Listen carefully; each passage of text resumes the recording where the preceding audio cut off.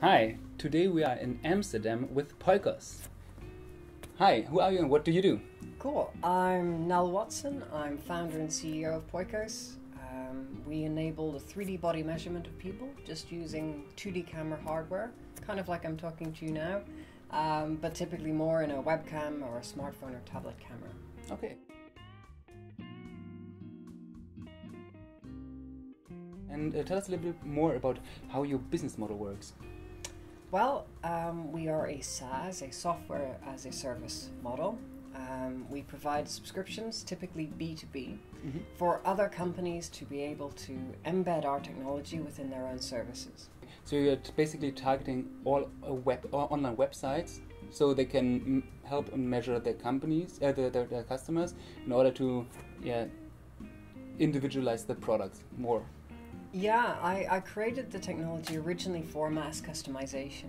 This idea of being able to have personalized goods made for one, just the way you want and just in your size to fit you like a glove.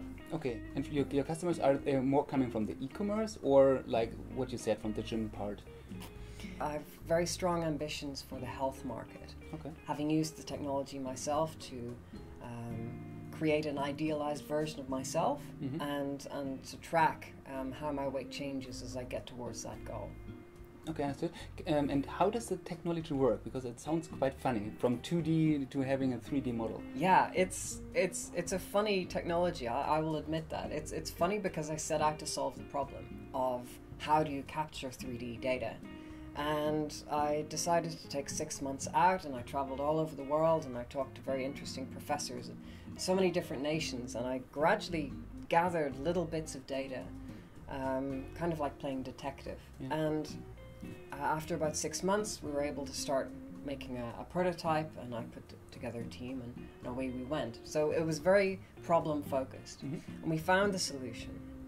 With just 2 pictures, we can do a technique called photogrammetry or stereophotogrammetry, which enables you to have a front and side of an image.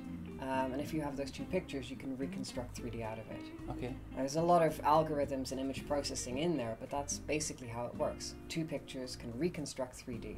Okay. And is there some kind of technology where you have the intellectual property for, or? Yes, we do have patents filed in the UK and Cool. US, and those will be pending soon. Okay, and what other applications could I imagine from this kind of technology? Because right now you are targeting this kind of e-commerce and maybe health or gyms companies. What other applications could you think of?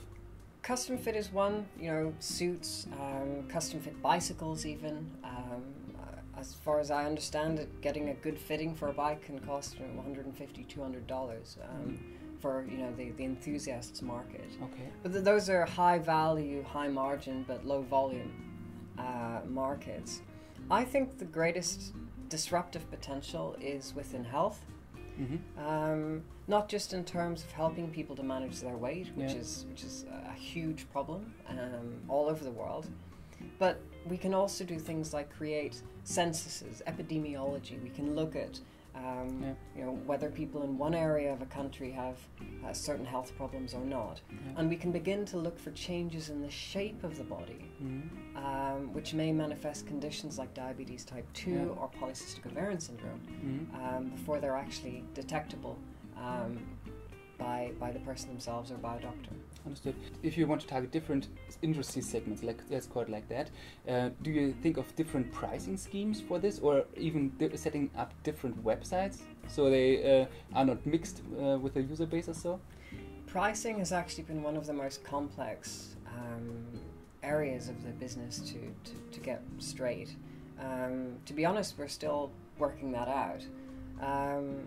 It's not just about different sectors, but also different sizes of companies. Different companies have different needs, different volumes of scans, but also different markets. We have some early adopters in India, we have some early adopters in the Benelux region. Obviously the same pricing scheme is unlikely to work well in both markets. So trying to stratify things by geography adds even more complication. So yeah, we're still experimenting with how to crack the best pricing model that suits everyone. Okay. let's talk a little bit about the corporate strategy of Poikos.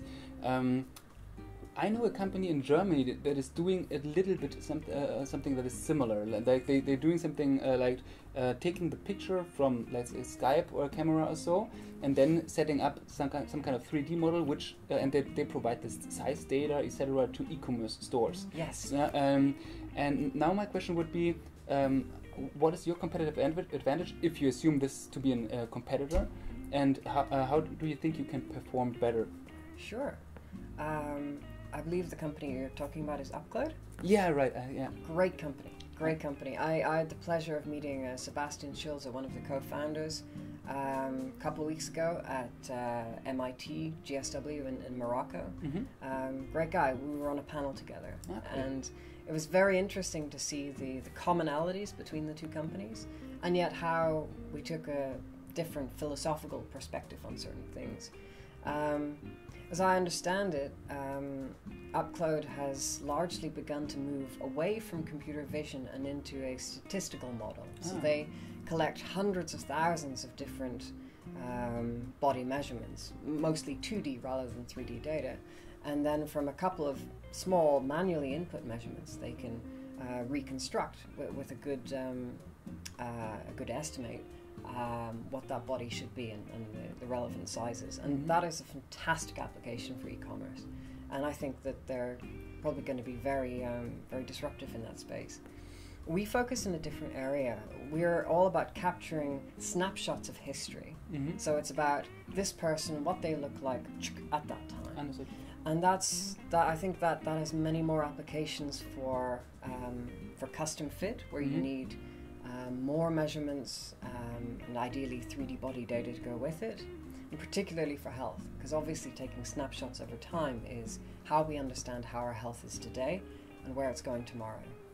As I understand this, you are looking through the historical data, and they are only at one point in time. I think they have a very elegant solution for fitting of clothing. Mm-hmm. We find out what the measurements are today in order to better understand the best way of going forward from that point in health, or producing more complex measurements for mass customization. Okay. What do you think are the main drivers for your business model in order to, let's say, conquer the world? It's interesting because it's a nice problem to have, but Poikos is can be applied in so many different sectors. And choosing an initial market as a beachhead has been an interesting decision. Mass customization is a reasonably small but growing sector, and that's where, as I mentioned, we have so many companies screaming at us for our technology. However, I wonder if health might be a very interesting place for our technology. As I said, it's unique, the ability to capture a snapshot of a person, this holistic idea of the body. And health is also very sticky in that people will come back every few weeks to check in and scan themselves and see what's changed. And I think that being able to make a difference, a true difference to people's lives and health, will give us a distinct competitive advantage going forward. Okay. One thing that I was wondering right now about is if you have all this kind of data, let's say 1 million people or so, over a time of 2 or 3 years, wouldn't data privacy be an issue? Absolutely. The privacy of that data and making sure that it doesn't fall into bad hands and that the user themselves is respected is incredibly important. And ensuring the privacy, the security, and the integrity of that data and its use is something that is extremely important to me on a personal level. And I want to make that clear to our customers, our clients, that we're one of the good guys and that they can count on us. Understood. I think that is another competitive advantage if we can clearly convey that message to our customers. Okay. And this custom fit market, how do you perceive the historical development, and maybe in different countries, or maybe there are sub-segments, and how do you think these segments will perform over the next 5 years? great question.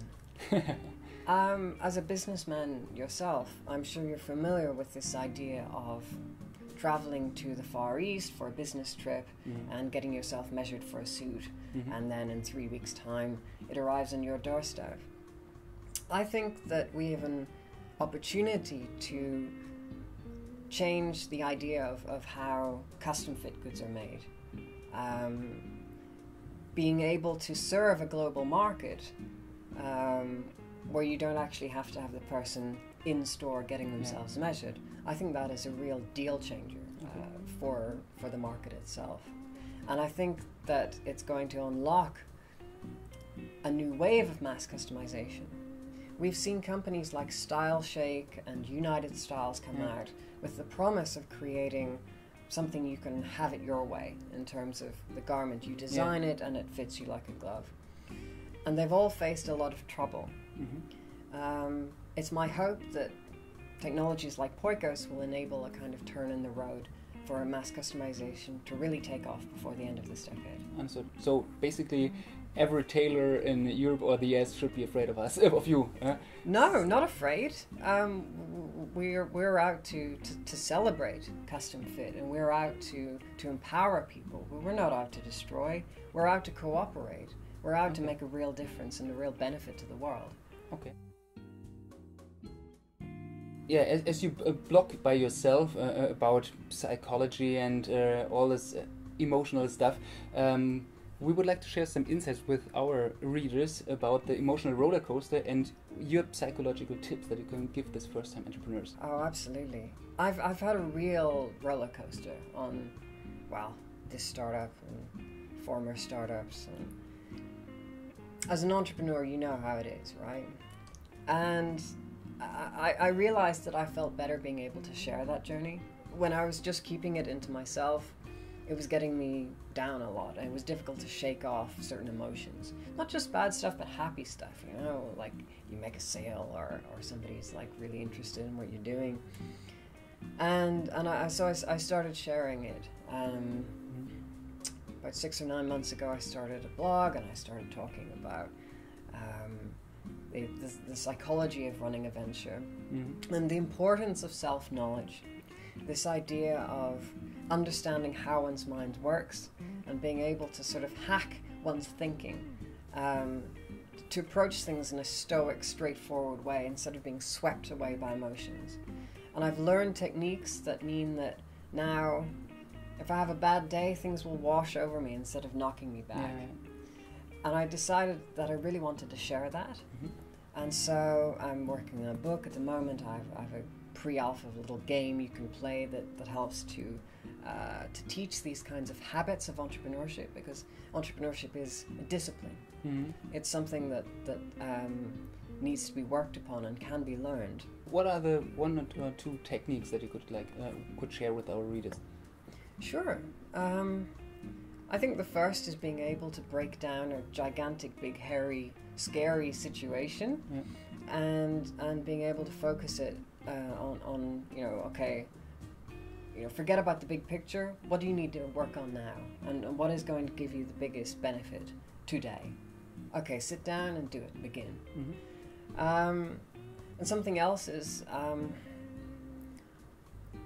it's easy to get kind of burned out. You just spend too much energy and you put too much emotion into things, and then you can get overwrought by stuff. And I found that sometimes even just like getting up and doing the dishes and making your bed, if you're really in a bad way, call it a success, okay, and then move on, and then the next day you do a little bit more. And I think that is the best way of regaining one's motivation and one's energies after a kind of flirting with burnout. And those kinds of techniques enable you to keep going when otherwise other entrepreneurs might just have given up. Yeah, I totally agree on the first point. So because when we wrote a blog post about this emotional roller coaster, we came also about a lot of people are super happy when looking at the long term and see, we could sell the company for €1 billion if we continue growing like that. But actually, maybe in 1 week the biggest customer says no, we don't buy your product anymore, and then we are super down. Yeah? Right. So just focus on the big picture, but then keep on moving in smaller steps towards the goal. Absolutely. And this roller coaster, it's something that isn't often talked about. And I'd like to change that. Let's change that. let's get people talking about this stuff and supporting each other. I think that's so important. Thank you very much, Nelly. Thank you.